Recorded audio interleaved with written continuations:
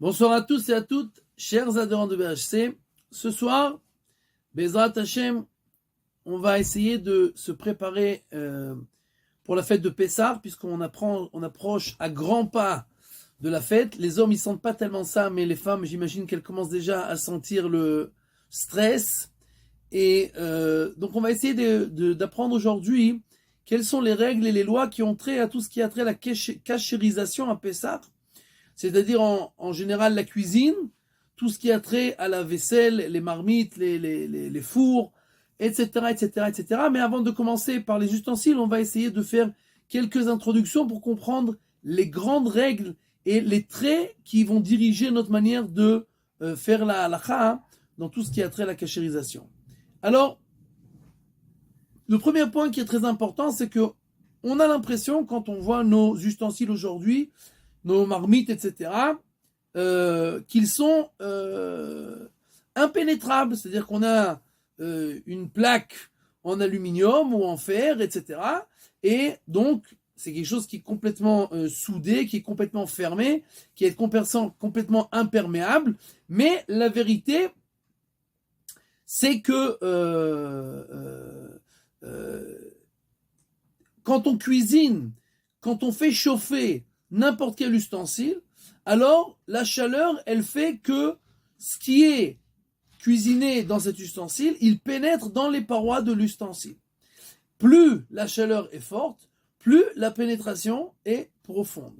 C'est-à-dire que si par exemple on cuisine avec de l'eau chaude, de l'eau bouillante, d'accord, alors l'eau bouillante, elle arrive à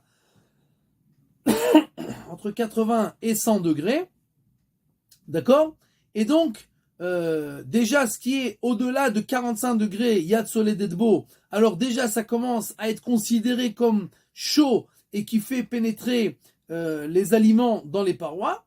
Et donc, c'est une certaine pénétration qui n'est pas profonde, qui est douce. Ce qui est entré par l'eau bouillante, c'est une pénétration entre guillemets douce.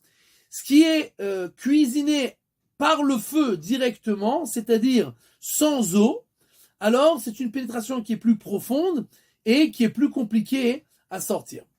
D'accord? Donc maintenant, si par exemple on a cuisiné quelque chose d'interdit dans une marmite, alors même si on a nettoyé la marmite et que la marmite elle est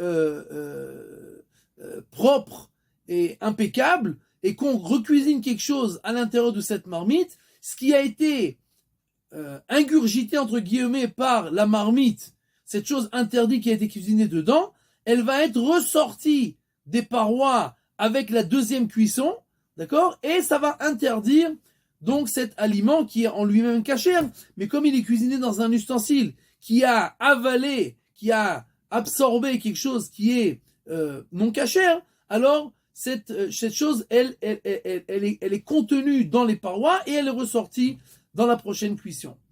Maintenant,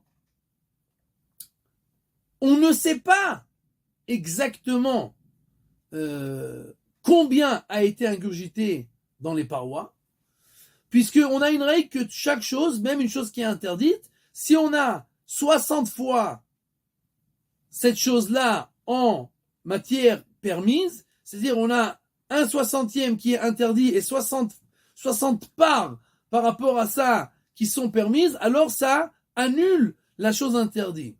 Donc, à première vue, si j'ai cuisiné quelque chose dans une marmite et que je recuisine quelque chose après, alors ça va être annulé dans les 60 fois qui sont cuisinées la deuxième fois.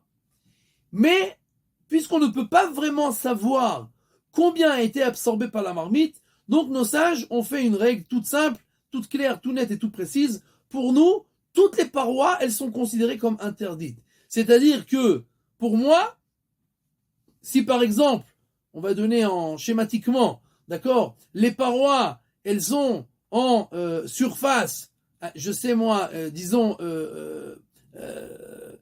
500 grammes de parois, alors pour nous, c'est 500 grammes de choses interdites. Et c'est très très rare d'avoir un ustensile qui a à l'intérieur de lui-même 60 fois plus que ses parois. C'est-à-dire qu'en fait, si toutes les parois, c'est comme un aliment interdit. J'ai besoin de 60 fois les parois pour les annuler, et il n'y a pratiquement aucun ustensile, sauf si c'est un ustensile qui est énorme, alors qui pourrait contenir 60 fois les parois dans son intérieur pour annuler cette chose interdite qui serait à l'intérieur. Et donc on a un problème. Quand on a cuisiné quelque chose qui est interdit dans un ustensile, alors cet ustensile, il est interdit d'être utilisé, puisque maintenant, il est absorbé de choses interdites qu'il va rejeter à la prochaine cuisson. On a quand même quelque chose pour nous aider, c'est que nous savons qu'il y a ce qui s'appelle Ta'am Lifgam. C'est quoi Ta'am Lifgam? Quand le goût est mauvais. C'est-à-dire, par exemple, si j'ai une marmite de viande, d'accord? De viande, cachère, pas de problème. Dans cette viande cachère, il tombe un morceau de viande interdit, d'un animal interdit, mais qui est pourri. C'est-à-dire qui n'a pas du tout bon goût et qui va même peut-être dégrader le goût de la viande permise. Mais même si elle ne le dégrade pas, mais en elle-même, ce morceau-là, il est ta'am lifgam, il a un goût qui n'est pas bon et qui est l'inverse de bon, alors cette chose-là, elle n'interdit pas. Et nous avons une règle, qu'après 24 heures, tout ce qui est absorbé dans les parois devient ta'am lifgam, devient quelque chose dont le goût n'est pas bon. Donc si par exemple, je récapitule, on a une marmite qu'on a cuisiné quelque chose d'interdit, et qui sont passées 24 heures, et on n'a pas cuisiné dans cette marmite, quand on recuisinera quelque chose dans cette marmite, même ce qui va être ce qui a été absorbé, qui va être rejeté dans l'aliment permis, il ne va pas être interdit, puisque cette chose-là qui est rejetée, elle est en elle-même quelque chose qui n'est plus interdit, puisqu'elle a un mauvais goût, elle s'est dégradée, elle n'a plus son statut de manger, et donc elle ne peut pas interdire. Maintenant, donc à première vue, on aurait pu on peut être tranquille, toutes les choses qui sont interdites, et on parle aussi du chametz, puisque maintenant on parle vers Pessah, et que quand on a cuisiné des choses qui sont avec du chametz, le chametz est interdit à Pessah, donc si je recuisine dans une marmite qui a cuisiné du chametz, alors ça devient interdit. Donc on pourrait avoir une solution très facile d'attendre 24 heures sur tous les ustensiles, et puis maintenant il n'y a plus de problème, on peut les utiliser, puisque même ce qui va être rejeté par ces ustensiles-là, il n'est pas interdit. Ça aurait pu être comme ça, mais ce n'est pas comme ça. Pourquoi? Puisque le Shulchan Aruch nous dit que, la Gemara nous dit, le Shulchan Aruch nous dit que ce qui est permis d'utiliser un ustensile qui a passé 24 heures, c'est seulement a fortiori, pas a priori. Pourquoi? Parce que si on va permettre d'utiliser à chaque fois un ustensile qui a été cuisiné avec quelque chose d'interdit, et on va dire attends 24 heures, c'est tout à fait possible que les gens vont s'habituer, et même pendant les 24 heures, ils vont déjà cuisiner dedans. Donc, nos sages ont interdit d'utiliser un ustensile qui a ingurgité quelque chose d'interdit sans être cachérisé. Mais c'est très important pour nous de savoir que Bedi Avad, a fortiori, si on a utilisé une marmite comme ça, alors ça n'interdit pas l'aliment qui a été cuisiné à l'intérieur, puisqu'ils sont passés 24 heures. Et rappelez-vous de toutes ces règles-là, puisqu'on va les utiliser dans quelques instants pour comprendre toutes les lois de la cachérisation de Pessah. Maintenant, on a une règle. Et la règle, elle nous dit la chose suivante. Kebolro karpolto. De la même manière qu'un ustensile absorbe, comme ça il rejette. Kebolro, comme il absorbe, karpolto, comme ça il le rejette. C'est-à-dire qu'un ustensile qu'on a l'habitude d'utiliser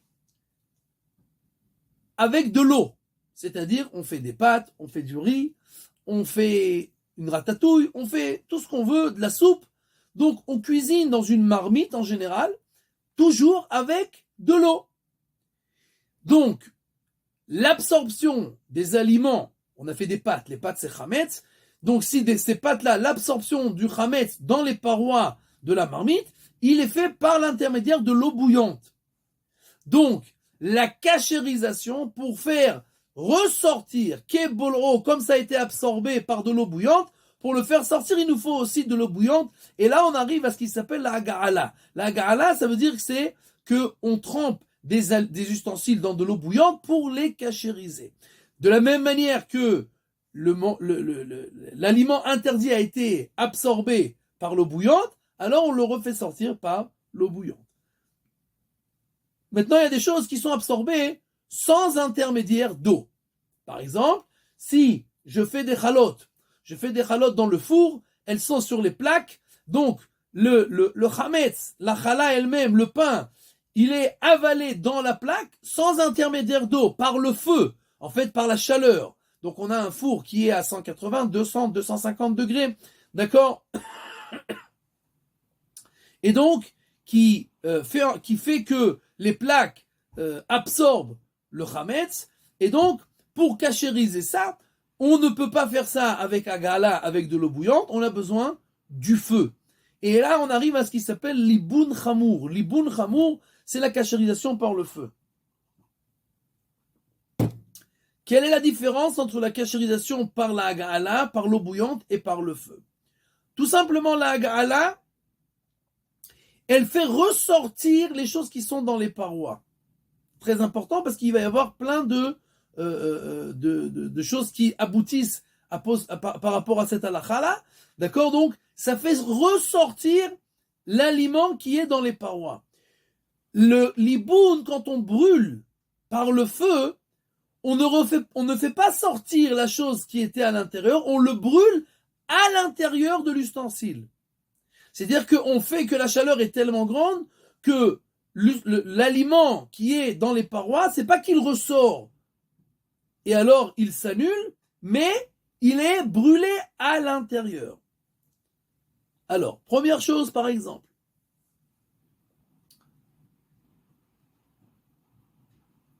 pour faire la hagala, avant de faire la hagala, on doit attendre 24 heures. On doit nettoyer les ustensiles à fond pour qu'il reste rien qu'on puisse voir. Et donc, parce que ce qu'on peut voir, même s'il passe 48 heures ou 72 heures ou 200 jours, tant que c'est encore mangeable, alors c'est interdit.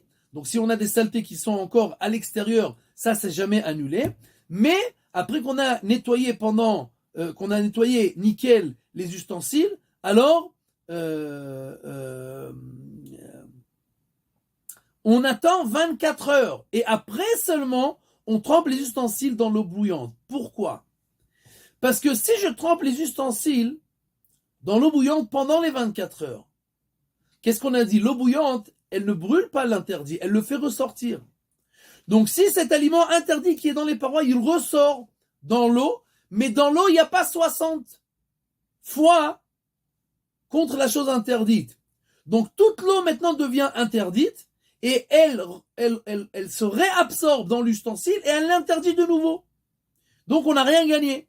Mais quand on attend 24 heures, alors on a dit qu'on n'a pas le droit d'utiliser un ustensile même après 24 heures, qu'on doit le cachériser. Maintenant, quand je le cachérise après 24 heures, la chose interdite qui sort, elle est déjà plus mangeable, puisqu'ils sont passés 24 heures. Donc même si elle re-rentre dans l'ustensile par l'eau bouillante, c'est pas grave, puisque c'est déjà plus quelque chose d'interdit. Et donc, même ce qui a été absorbé, c'est pas quelque chose d'interdit. Contrairement à ça, si je fais l'iboun, je brûle quelque chose avec du feu, alors j'ai pas besoin d'attendre 24 heures. Pourquoi? Parce que c'est pas que l'interdit il va sortir, et que s'il va sortir et qu'on est dans les 24 heures, il est encore mangeable, ça change rien, puisque je brûle l'interdit à l'intérieur des parois. Et donc il n'y a pas besoin d'attendre 24 heures, c'est la première différence entre la hagala et le liboun. Deuxième différence, comme on l'a dit, avant la hagala, on doit nettoyer les ustensiles à fond. Avant le liboun, il n'y a pas besoin de nettoyer les ustensiles. Puisque quand on brûle tout, alors même s'il y a des choses qui sont encore mangeables à l'extérieur, puisqu'on a dit que dans la hagala, on doit nettoyer parce que les choses qui sont mangeables, qui sont à l'extérieur, la Hagala, elle sert à rien. La Hagala, elle sert pour faire sortir les choses qui sont à l'intérieur des parois. Ce qui est à l'extérieur, ça reste mangeable, ça reste interdit et ça se réabsorbe dans les parois. Mais quand on parle de liboun, même s'il y a quelque chose qui est mangeable à l'extérieur, comme on le brûle de toutes les façons, alors il s'annule complètement, de la même manière que ce qui est dans les parois est brûlé. Et donc ça, c'est la deuxième différence entre la Hagala et le liboun.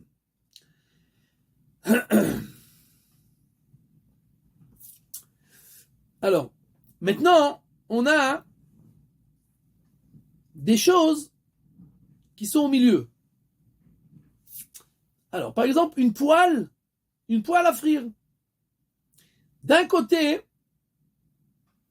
alors, on va commencer par le plus simple. Si on a une poêle à frire, téflon. Téflon, on dit en français? Téflon. Téfal, téflon. Ok. Donc, c'est une poêle dans laquelle on n'a pas besoin de mettre d'huile du tout. Ou alors vraiment une toute petite goutte pour ne pas que ça colle. Mais donc, il n'y a pas besoin de mettre de l'huile. Donc, en fait, même quand je vais faire là-bas un bourrekas, un malawar ou je ne sais quoi, quelque chose qui est avec du chametz, d'accord? Alors, ou des boulettes avec de la semoule, n'importe quoi, d'accord? Ces choses-là, en fait, elles sont absorbées dans la poêle sans intermédiaire d'eau. Et donc, en fait, ça devient comme un four. Et maintenant, pour cachériser la poêle, on a besoin de liboun. Maintenant, j'ai oublié d'expliquer. Dans le Hagala, on a besoin d'eau bouillante, 100 degrés, d'accord, avec des bulles, d'accord, qu'on est vraiment à ébullition, alors seulement on rentre les ustensiles à l'intérieur pour les cachériser. Dans le liboun chamour, on doit brûler la chose qui doit être cachérisée jusqu'à qu'il y ait des étincelles qui sortent. Ou jusqu'à que le matériel, il devient rouge ou blanc. C'est-à-dire qu'il est à chaud, à chaud à 100%. D'accord? Qu'il a brûlé tellement qu'il change de couleur et qu'il devient rouge, incandescent. D'accord? Maintenant, vous comprenez très bien que si je prends un chalumeau et que je vais allumer ma poêle à frire et la mettre sous un chalumeau jusqu'à qu'elle devienne rouge, en général, il ne va pas rester grand-chose de ma poêle à frire.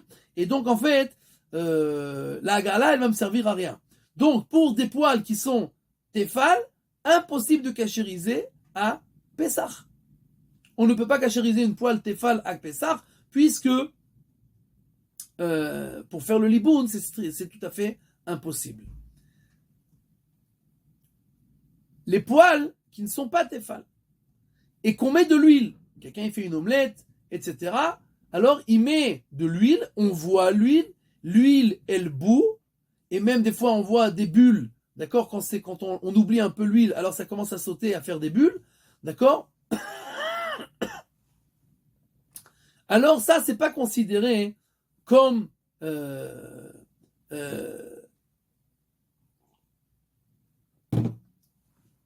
comme une cuisson au feu, c'est considéré comme une cuisson par l'intermédiaire d'un liquide, et donc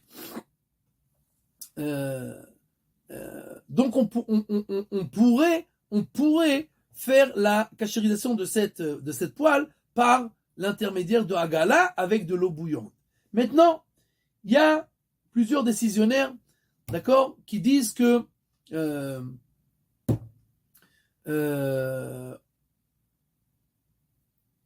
puisque ça arrive souvent que dans une poêle, on met pas beaucoup d'huile. C'est pas qu'on remplit, c'est pas une friteuse, d'accord?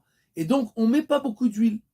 Et donc, on met pas beaucoup d'huile. Et souvent, l'huile, elle brûle, parce qu'on oublie. Ça arrive souvent.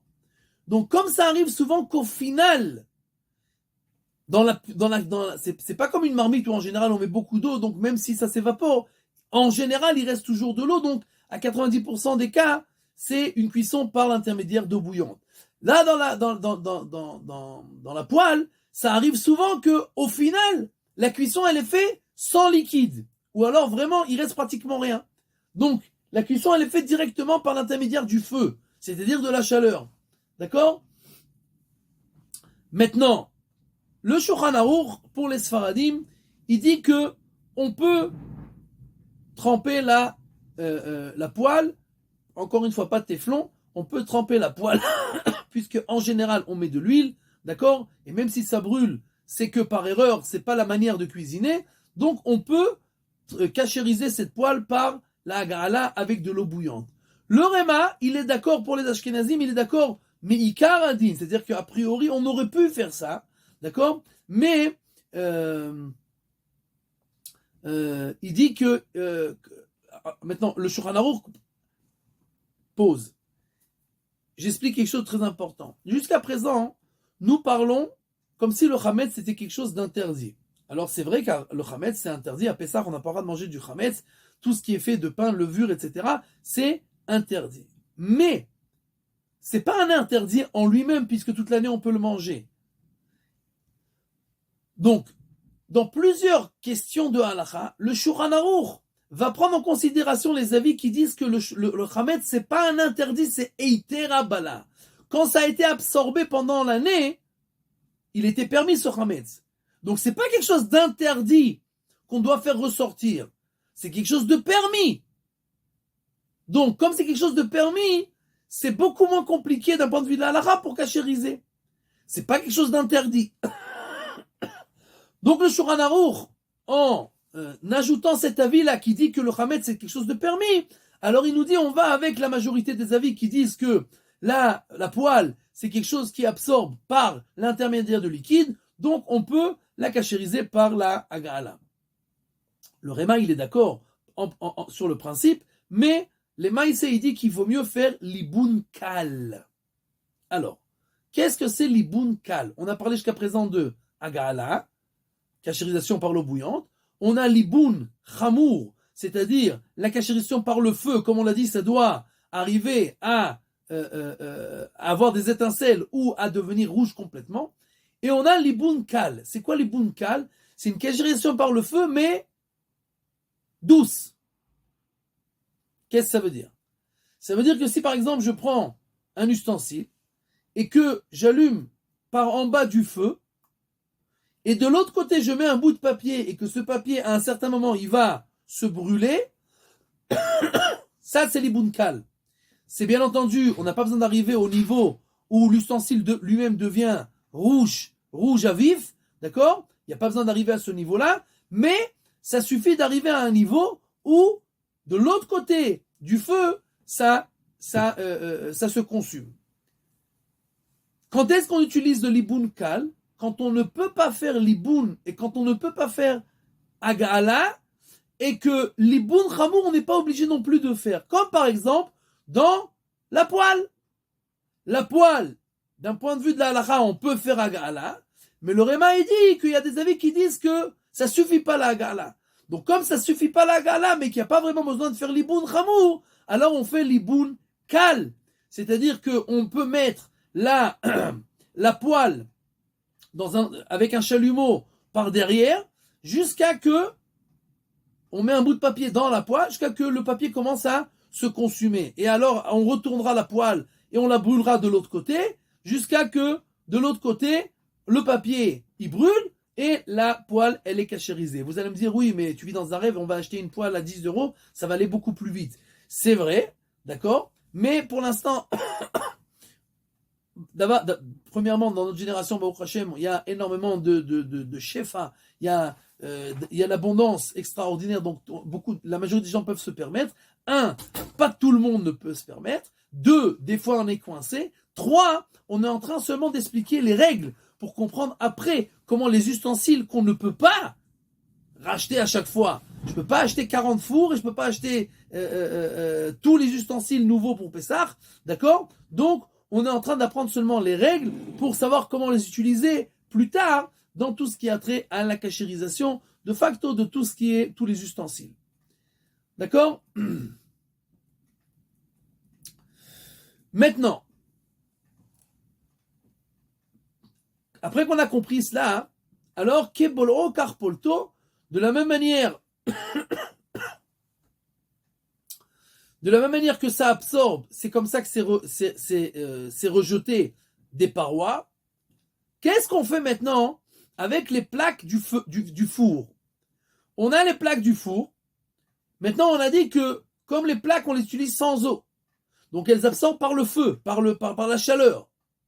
Maintenant, il faut savoir, il y a certains décisionnaires qui disent que Kebolo Karpolto, de la manière que ça absorbe, ça rejette, c'est tout le temps au même niveau de chaleur.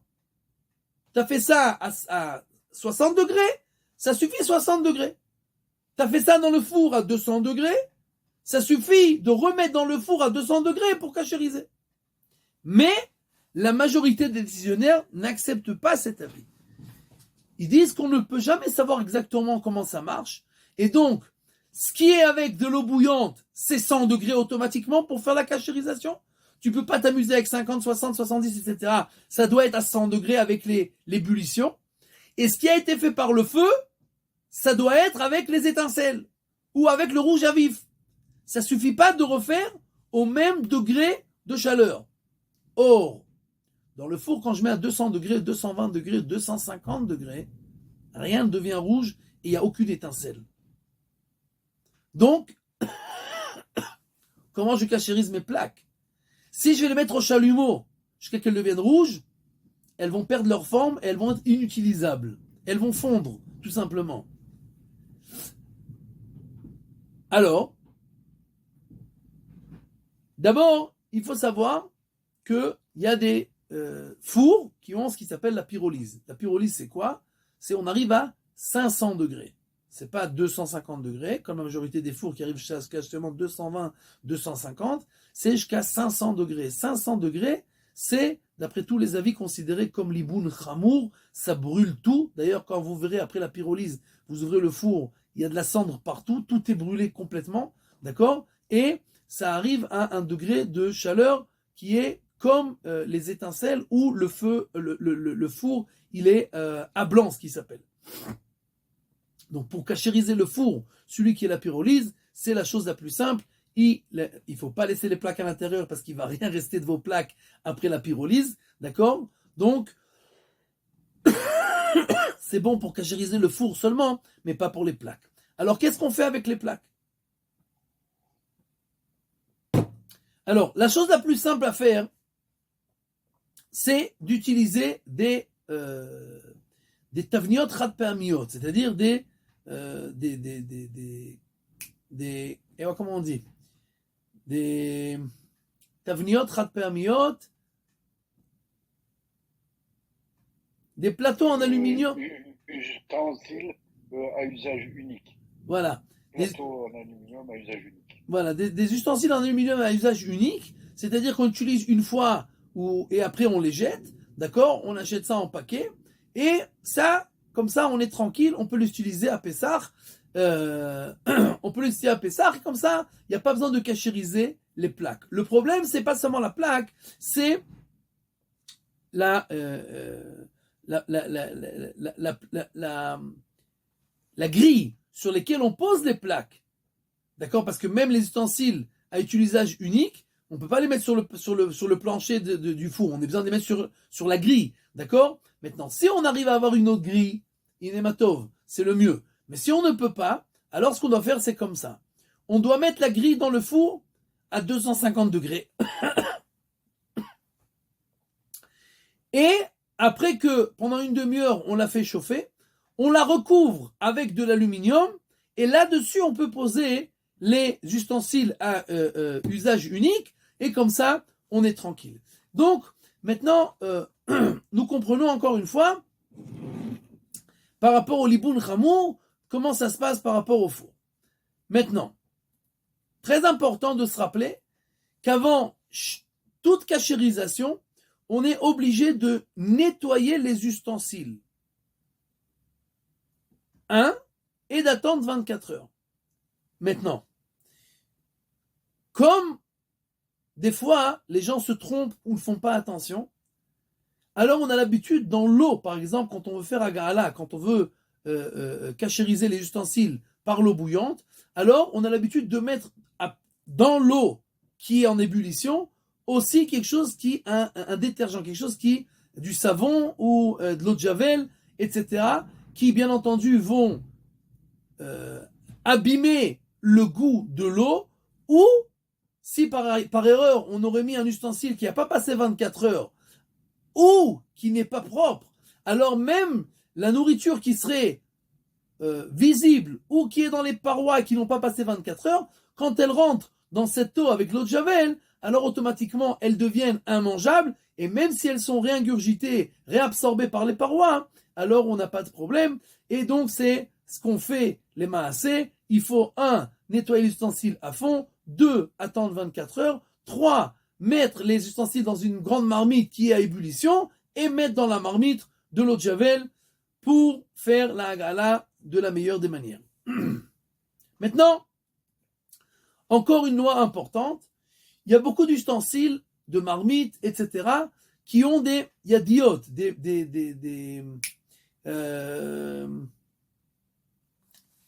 manches. Manche. Voilà, Manche. des manches. Maintenant, ces manches-là, ils sont accrochés à la marmite avec des vis. Et souvent, dans les... Il y a les endroits où c'est accroché à la marmite, il y a des intersections et il y a de la nourriture à l'intérieur. Et souvent, c'est impossible d'enlever ce qu'il y a à l'intérieur si on ne dévisse pas et qu'on on n'enlève pas les manches pour nettoyer. Maintenant, il y a des ustensiles où on ne peut pas enlever les manches. Alors, qu'est-ce qu'on fait?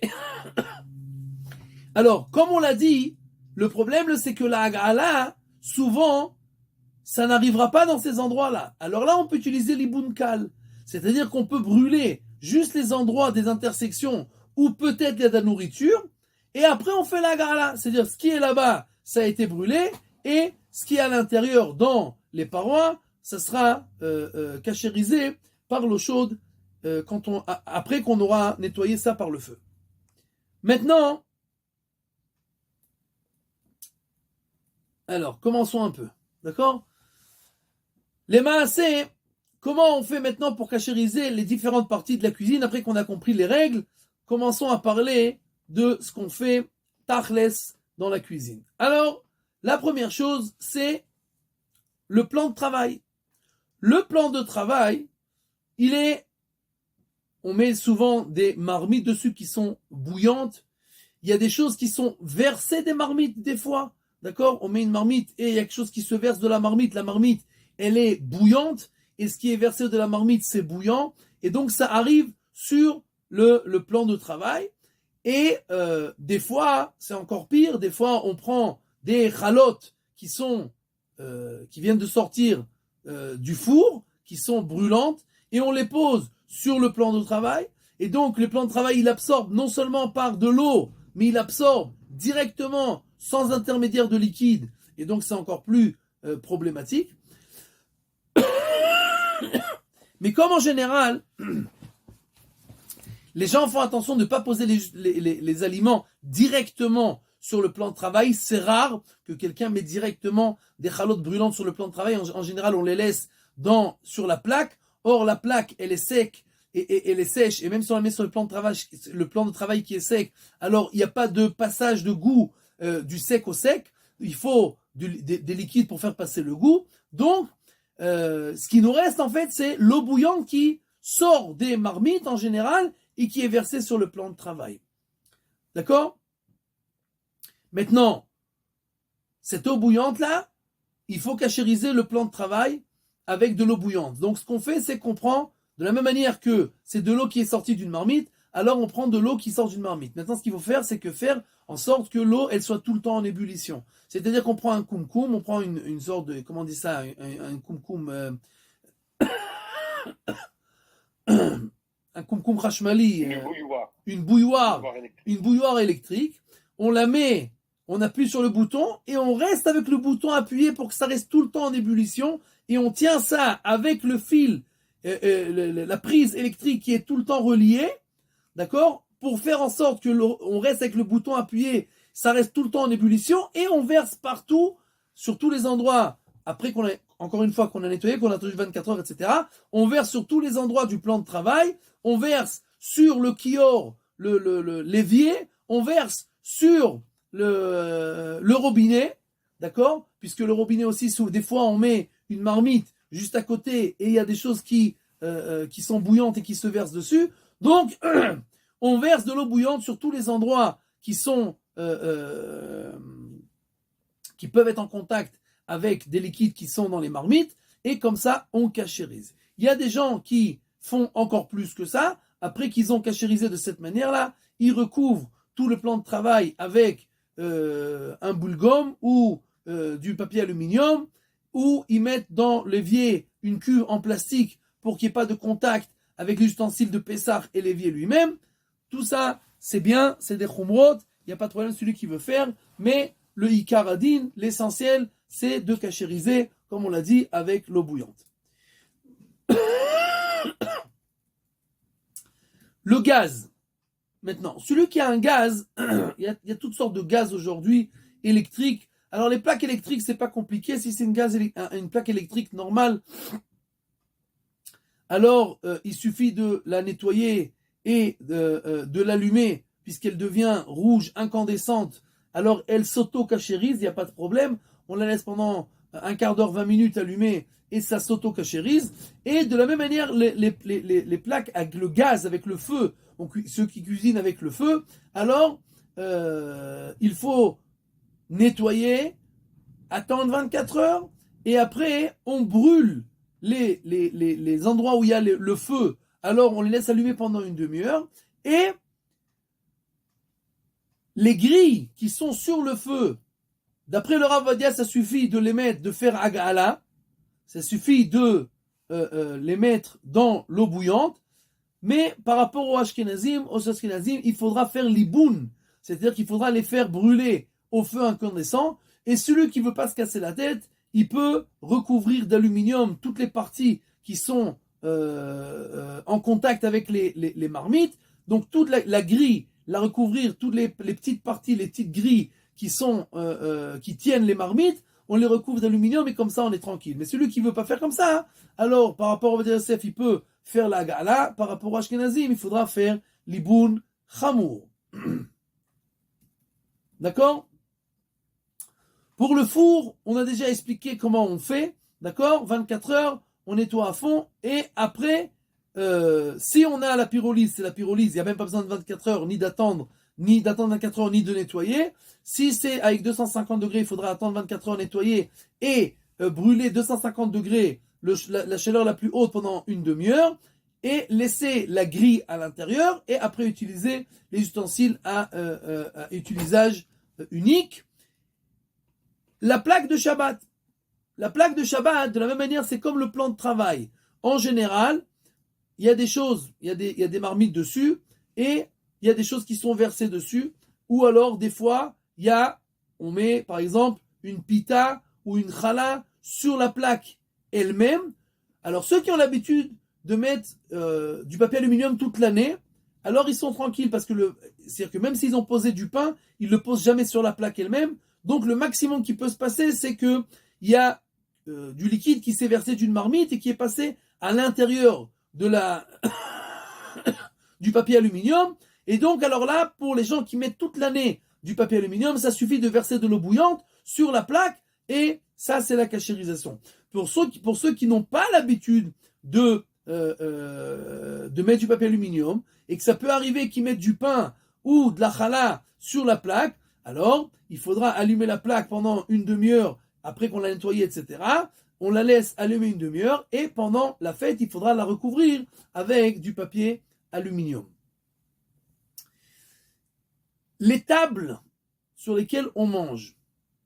Alors, normalement, surtout à la cuisine, puisque on est avec des marmites qui sont bouillantes, ça peut arriver, comme le plan de travail, qu'il y a quelque chose de bouillant qui se verse sur la table. Le problème, c'est que si je vais commencer à verser de l'eau bouillante sur les tables qui sont en général très fragiles aujourd'hui et qui sont en bois, alors elles vont ou exploser, ou se gonfler, ou s'abîmer, et donc on a un grand problème. Donc, ceux qui ont des tables qui sont fragiles, ce qu'ils doivent faire, c'est nettoyer, attendre 24 heures, nettoyer, et après recouvrir d'une manière complètement hermétique la table avec une nappe, d'accord, ou une papier aluminium et dessus une nappe, quoi qu'il en soit, pour qu'il n'y ait aucun passage pendant la fête entre la table et les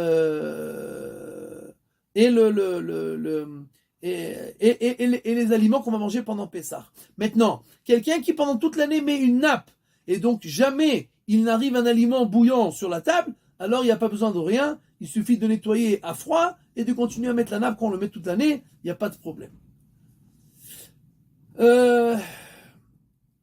Quoi encore? Alors, les ustensiles en verre. Il y a plein d'avis par rapport aux ustensiles en verre aujourd'hui.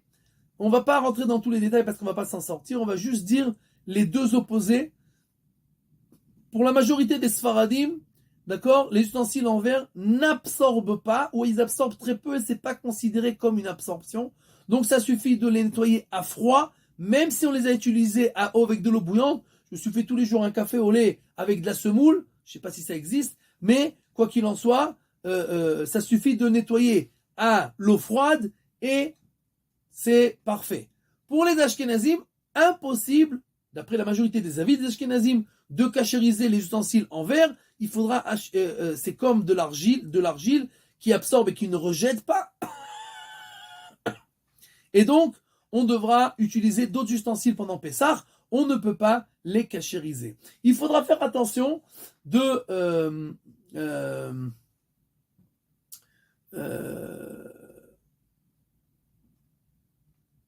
il y a des fois on a le verre de kidouche. Le verre de kidouche qui est en argent, d'accord, ou en acier, et des fois il tombe des miettes de pain dans le verre de kidouche. Maintenant il y a des décisionnaires qui disent qu'après 18 minutes, s'il y a du vin dans le verre, d'accord, ou de l'alcool, pendant 18 minutes, ça devient comme si ça avait chauffé dans le pain a été cuisiné dans le verre. D'accord? Et donc, il faudra faire attention, si c'est possible, de les verres de kidouche, tout ce qui est en argent, etc., de les faire la hagala, c'est-à-dire de les mettre dans l'eau bouillante pour les cachériser, pour éviter les cas, comme on l'a dit, où il y a des miettes de pain qui sont entrées dans le verre, et comme on l'a dit, tous les alcools, ils sont considérés comme piquants, et le piquant, après 18 minutes déjà, il est considéré comme cuit, et donc, c'est comme si on avait cuit du chametz dans cet ustensile-là. Dernière halakha, les ustensiles en plastique. Le Rav Moshe Feinstein dit que les ustensiles en plastique, il dit qu'on ne peut pas les cachériser, et puisqu'ils vont s'abîmer, etc. Et donc on ne peut pas leur faire, parce qu'il faut savoir que tous les ustensiles où on a une crainte que la personne ne va pas vraiment faire la cachérisation parce qu'il a peur qu'ils vont s'abîmer, alors on interdit de faire la cachérisation des ustensiles comme ça, de peur qu'ils ne fassent pas bien la cachérisation. Donc le Rav Moshe Feinstein dit que les ustensiles en plastique, on ne peut pas les cachériser parce que en général ils vont s'abîmer. La majorité des décisionnaires disent qu'il n'y a aucun problème de cachériser tous les ustensiles en plastique. On peut leur faire la gala. Aujourd'hui surtout, ils ne s'abîment pas du tout. Et donc, il n'y a pas de problème de les cachériser de cette manière-là et de l'utiliser pour Pessah. Voilà, aujourd'hui on a parlé quelques règles, quelques ustensiles, comment on les cachérise. S'il y a une question, c'est le moment. Et sinon, Bezrat Hashem, Ken. Oui, Rav, si on a versé de la bière dans le verre du kidouche en fer ou en métal, C'est la même chose. est-ce qu'il faut il faut cachériser le verre à gala? Ken. C'est-à-dire que, ce qui se passe, c'est que souvent, on ne boit pas jusqu'au bout le verre. Il reste de la bière qui est chametz à l'intérieur ou du vin avec des miettes de pain à l'intérieur. C'est comme de la bière. En fait, ça devient comme de la bière. C'est chametz, d'accord? Et comme on l'a dit, tout ce qui est charif, tout ce qui est piquant, d'accord? En 18 minutes, ça devient kavouch kembouchal. Ça devient comme une cuisson. Et donc, il faudra cachériser le verre avec la gala. D'accord. Merci. Bsorot tovot vechag sameach.